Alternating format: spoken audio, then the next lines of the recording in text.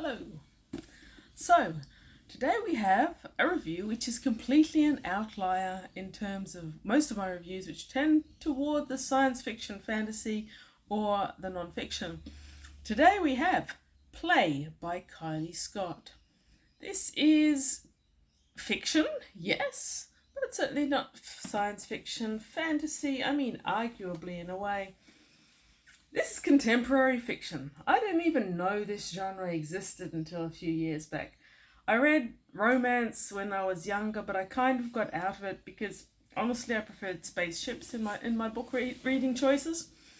A bit of a romance wasn't bad, but the hot and heavy, the sweaty rolling around, and the romance as the main theme didn't tend to be my thing. When I did read them, I was more inclined toward the historical because I also quite like historical books, and you could pick up a lot from a good historical romance if it was well written. Increasingly, they're not well written. Increasingly, a historical romance has a character who is entirely suited to 2023 but would have been in Bedlam in the 1800s. And I find that annoying, so I gave up on them. And then I discovered contemporary romance. It's a thing! It even has all these subgenres. Apparently you've got a whole heap of contemporary romance that concentrates on ice hockey teams or basketball teams. I read one of those. I was a bit mystified since I don't really follow the sport. But this one, the theme for this series is a rock band. Rock band's my thing, definitely. And these were good. I stumbled across one by accident in an op shop. It wasn't this one. I think it was actually the first in the series. So this series is called the Stage Dive series. Stage Dive being the name of a band which has 4 guys in it. And I also learned that the new contemporary romance thing is to have a group. 4 guys in a rock band, a basketball team, 5 sisters in a family home, and then to marry them off one by one, or partner them up, or get them laid, or whatever it is you're doing one by one. And that way you only really need to set up your bases, such as your rock band called Stage Dive, once, and then you just sort of flick them through. I can see that that'd be very useful for the authors, very useful for the publishers, where the publishing you don't need to spend as much on. And for many readers, I imagine it's quite comforting. I have read a few of these kinds of series where they flick them out. It can be good if the author's good. Kylie Scott is very good.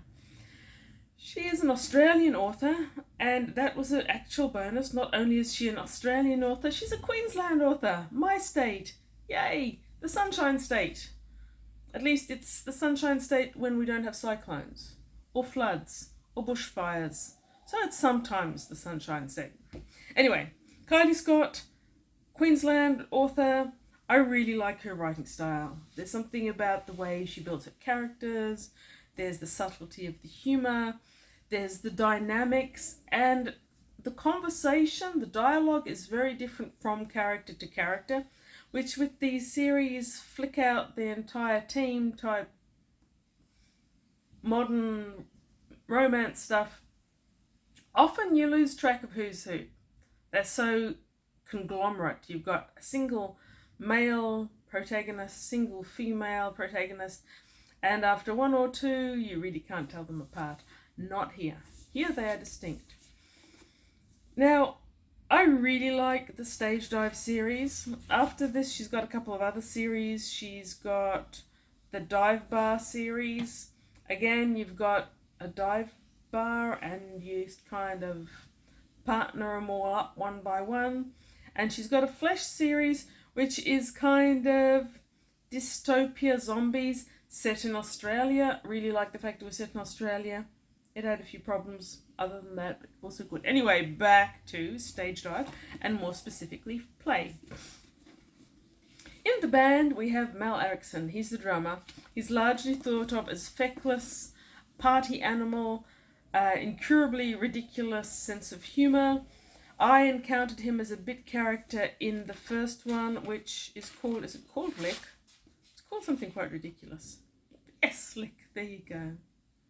Or was it Lead? I encountered him in the first book. Anyway, in this one, we start off with a very that's the thing, she's got likeable characters. We start off with Anne. She comes back from her job in the bookshop. She works in a bookshop, instant love. And she finds that her feckless roommate Sky, they've been friends for ages, has done a flit and taken most of her furniture with. Her neighbours come in and see that she's all forlorn and doesn't have a couch to sit on, and they insist on taking her along to the party. The party is being thrown by the two members of Stage Dive that we saw matched up in the previous book, or at least I did. Thoroughly recommend that one too.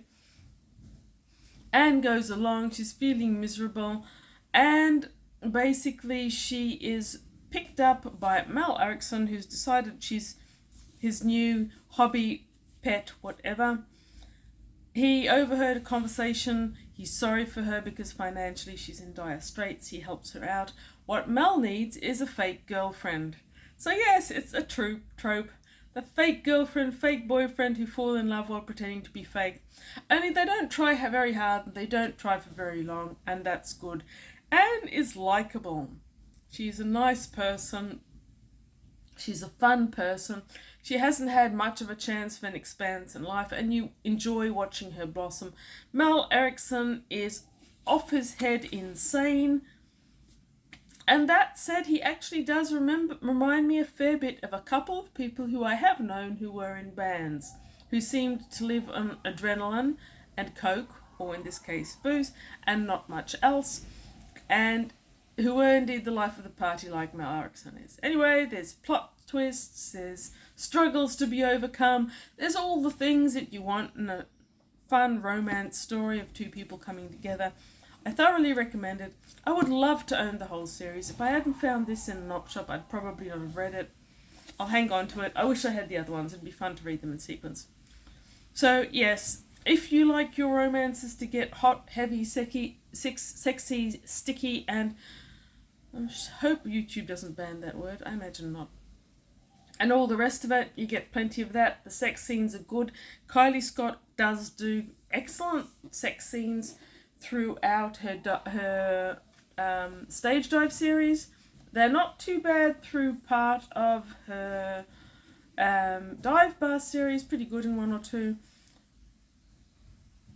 I'm diverting. About play. The sex scenes are good. The romance is believable. The characters are fun. What are you waiting for? If you want a contemporary romance, read this one. Oh yes, interesting factoid. Kylie Scott is Australian and Queenslander, and yet, in her Dive Bar and Stage Dive series, she sets her books in America. Now, I don't know quite why some Australian authors do that. A friend of mine who is an author and who writes space opera did pretty much the same thing. She created an excellent character, but set her in some town in America. It wasn't Boston, but kind of sounds like that sort of thing. And I was mystified by this choice. I asked if she had some connection to that town, if there was a reason why it was that town. It's like, no.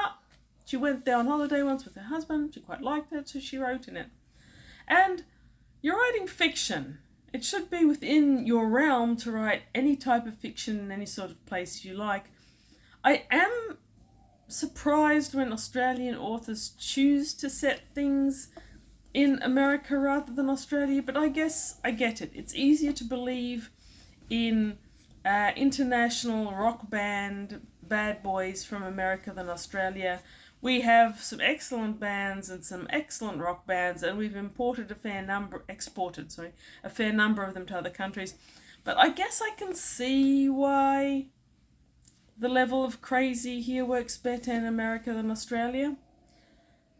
Anyway, contemporary romance at its best, which I thoroughly enjoyed, and if it's your sort of thing, you shouldn't read it. You'll probably enjoy it too. If you need a romance for some reason for a book challenge, thoroughly recommend.